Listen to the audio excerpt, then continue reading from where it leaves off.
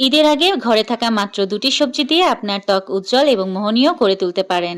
তাহলে চলুন জেনে নেওয়া যাক সেই ২টি সবজি সম্পর্কে। একটি হলো টমেটো। অ্যান্টিঅক্সিডেন্ট সমৃদ্ধ, এতে থাকা লাইকোপিন ত্বক উজ্জ্বল করে, ট্যান দূর করে, সূর্যের ক্ষতিকর প্রভাব কমায়। এটি ব্যবহারের জন্য ১ চামচ টমেটোর রস সামান্য মধু মিশিয়ে মুখে লাগান, ১৫ মিনিট পর ধুয়ে ফেলুন। প্রতিদিন ১ থেকে ২টি কাঁচা টমেটো খেলে ত্বক ভেতর থেকে উজ্জ্বল হয়। এরপর জেনে নিই শসা সম্পর্কে। ত্বক হাইড্রেট রাখে, এতে ৯৬% পানি থাকায় ত্বক সতেজ রাখে, ডার্ক সার্কেল দূর করে, চোখের নিচে কালো দাগ কমায়।